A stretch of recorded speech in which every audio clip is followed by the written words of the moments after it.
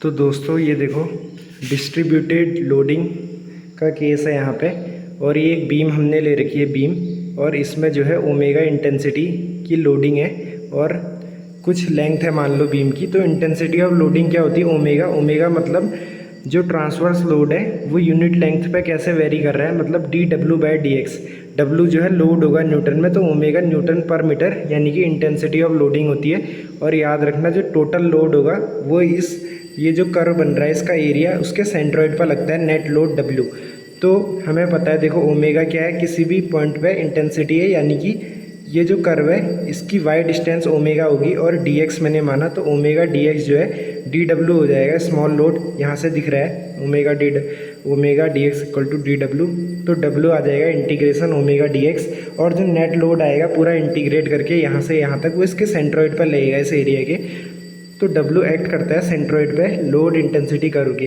तो एक चीज़ मैंने और करी, वेरिग्नॉस थ्योरम लगाई, यहाँ पे रेफरेंस लिया तो डब्ल्यू इंटू एक्स बार पे वो लग रहा है डब्ल्यू, वो उसका मोमेंट आ गया equal to moment of small, ये वाले स्मॉल लोड का मोमेंट हमने लिया और इंटीग्रेट कर दिया। स्मॉल लोड है ओमेगा डी एक्स और एक्स डिस्टेंस पे मैंने इमेजिन किया, तो integration x omega D x, ये स्मॉल एरिया है ये वाला, समझ गए होगे। तो वेरिग्नॉस थ्योरम है ये वाली, और ये नेट लोड है। तो भाई डब्ल्यू एक्स बार मोमेंट हो जाएगा इस वाले एंड के about, W into x bar total moment हो जाएगा इस लोडिंग का, किसके अबाउट? इस वाले एंड के अबाउट। तो इसका एप्लीकेशन करते हैं इस एग्जाम्पल के थ्रू।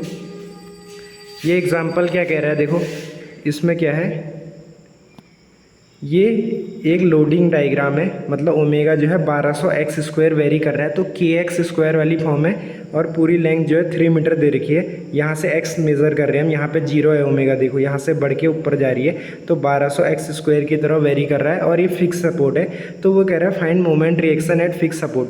तो मोमेंट रिएक्शन क्यों आ रही है यहाँ पे? क्योंकि ये जो लोड है ट्रांसवर्स लोड है, ये बीम होती है बीम, ये जो मैंने लिया इसे बीम कहते हैं। बीम मतलब जो ट्रांसवर्स लोड को लेती है, तो वो सपोर्टेड होती है, यहाँ पे फिक्स सपोर्ट है, यहाँ से फ्री है बीम। तो जो नेट लोड लगेगा ना डब्ल्यू, वो इसके सेंट्रॉइड पर लगेगा एक्स बार डिस्टेंस पे यहाँ से। तो डब्ल्यू इंटू एक्स बार यहाँ पर से क्या होगा, नेट मोमेंट जनरेट होगा, और वो नेट मोमेंट की वजह से यहाँ पे रिएक्शन आ जाएगी। तो भाई इसको देखो कैसे करेंगे solve. Find moment reaction at fix support वो बोल रहा है ना, तो डब्ल्यू का जो मोमेंट होगा वो इस लोडिंग की वजह से मोमेंट के बराबर आएगा। तो डब्ल्यू यहाँ पर नेट लोड लग रहा होगा एक्स बार पे, तो उसकी वजह से डब्ल्यू एक्स बार मोमेंट आएगा। तो यहाँ पर रिएक्शन में एक मोमेंट आएगी और एक ट्रांसवर्स लोड डब्ल्यू के ही बराबर आएगा, क्योंकि फ्री बॉडी डायग्राम जो है इक्विलिब्रियम टूल है बहुत इंपॉर्टेंट। तो डब्ल्यू एक्स बार अनबैलेंस था तो मोमेंट उतना ही आना चाहिए, और डब्ल्यू ट्रांसवर्स लोड था नीचे को, तो ऊपर को उतना ही आना चाहिए। तो भाई मैंने बताया था एक्स बार निकालने के लिए ऐसे वाली का इस एंड से निकलता है एक्स बार, वो होता है n+1/n+2 इंटू बी होती है ये वाली विड्थ, और n होता है पावर जो आ रही है एक्स स्क्वायर आ रही है, तो 2+1 3/4 आ गया, इंटू बी कितना है 3, तो 9/4 पे लगेगा इस साइड से w। तो नेट लोड w कैसे निकालेंगे? इंटीग्रेशन ओमेगा डी एक्स, तो ओमेगा है 1200 एक्स स्क्वायर, 1200 बाहर आ गया, इंटीग्रेशन 0 से 3 जाएगा, x कहाँ से जा रहा है 0 से पूरा 3 तक, एक्स स्क्वायर डी एक्स का इंटीग्रेशन क्या हो जाएगा x³/3, तो 1200/3 बाहर आ गया, इंटीग्रेशन 0 से 3, तो ये 27 आएगा, तो 3 से 9 बार कट गया, 10800 आ गया न्यूटन में W। तो W लग रहा होगा कितनी दूरी पर 9/4, तो W will act at x bar.